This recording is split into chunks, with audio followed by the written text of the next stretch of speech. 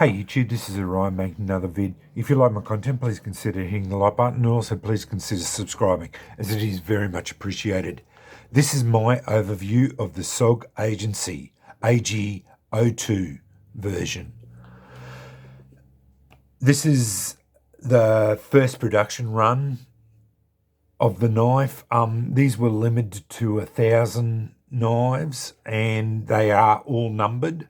Mine is number 645. I only bought this knife yesterday. It's basically going to be a safe queen. I'm not going to use it much. I only bought it because I like these older type knives, and I like the quality and the style of these type of knives. I do have a couple of other older SOG knives, and I've always wanted this one in particular, and I have the SOG Government, and I like that type of knife. Anyway, on to the overview. So what I'm saying is basically I didn't buy this knife to use per se, and it will basically go into my permanent collection. So it's a drop point single edge fighting knife with a full tang, hard cased black TINI finish. Close up of the knife.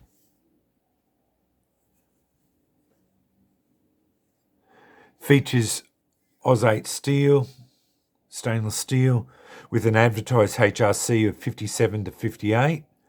It is hollow ground. Maybe not be able to pick it up, but it does feature a hollow grind. Stacked epoxy leather washers in the handle with these standoffs there.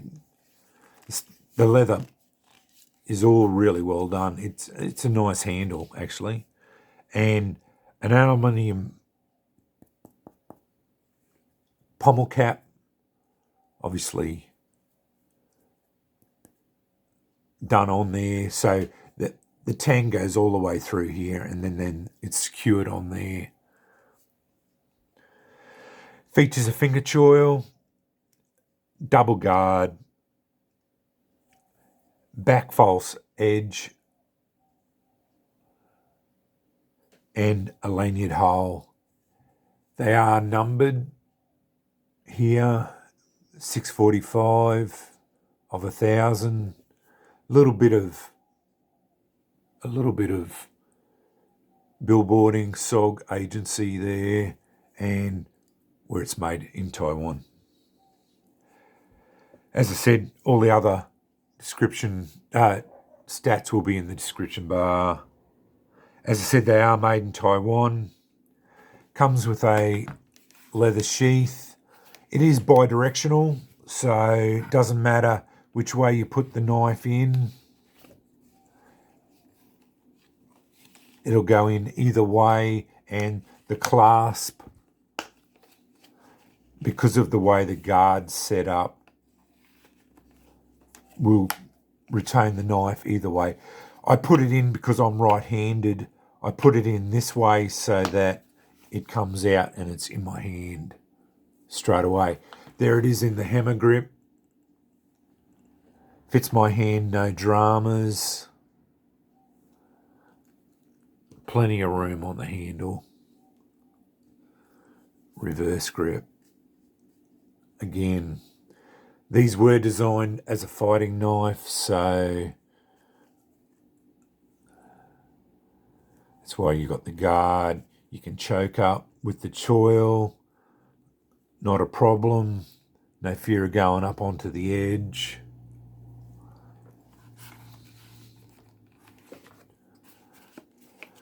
It does come with a sharpening stone. I don't know how much use that is. It is very tight. I did get it out once, but I think field sharpening with that would be, yeah, you'd only be able to just touch it up. I don't think you'd get it very keen. It'd be just field sharpening and that's it. I have seen complaints about the sheath quality. This one's in reasonable condition, considering the age of the knife. These were Vietnam era knives, so 80s or earlier knives, so they are a little bit older. My sheath's in reasonable condition. The knife overall is in quite good condition. It's got a little bit of scuffing here where the finish has started to come off. There were a few hiccups, but that's fine. I had no problems with the condition of the knife as far as how it came. I bought it on the secondary market and the seller described it in good condition and it arrived as per what I considered good condition, so no problems.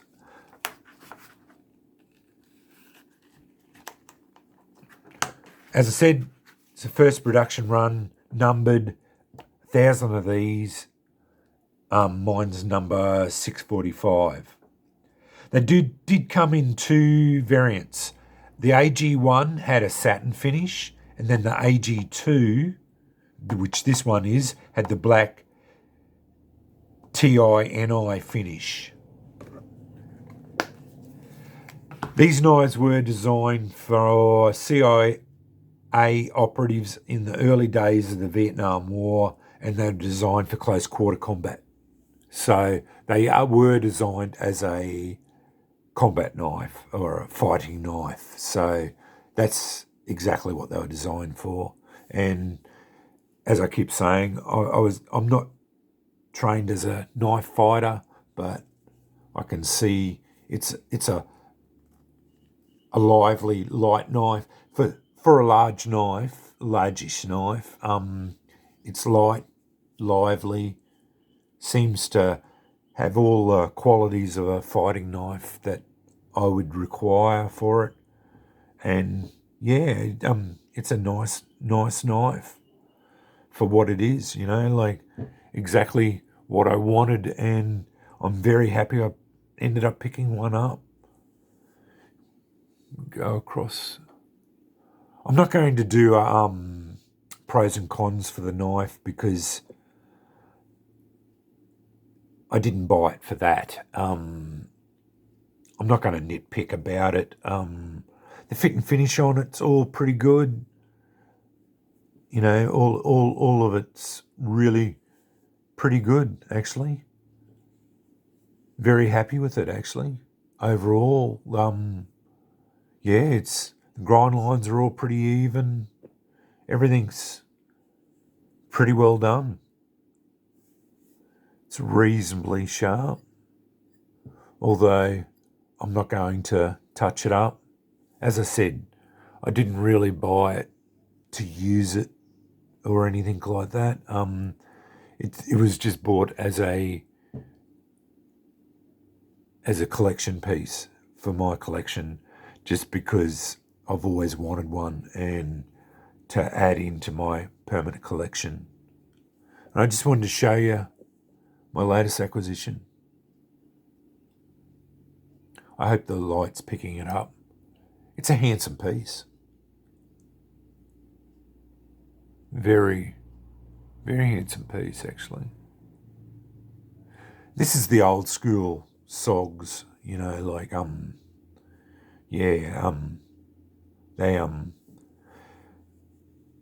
some of the newer stuff I'm not real excited about, but this older stuff, SOG governments and the agency and that sort of thing, I like them far more than any of the newer stuff that they did. Showing you the stacked handle.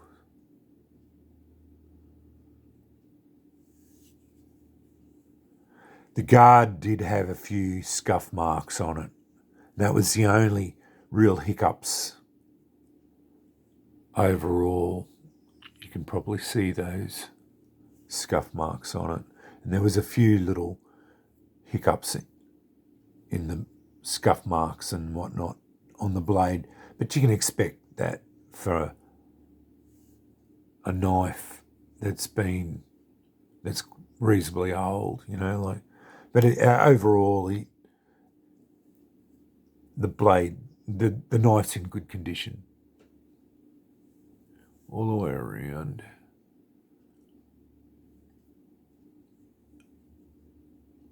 There. Anyway.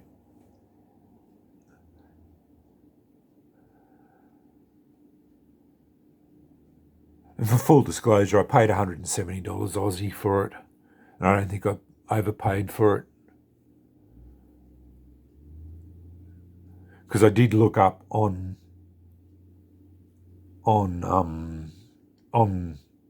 eBay, on Wiki, and they had them in 2010 for $110 US. So I think for the money I paid for it, I think I got a pretty good deal on the secondary market for it. But anyway, that's my overview of the SOG Agency number 645 going into my permanent collection and my latest acquisition. Anyway, thanks for watching.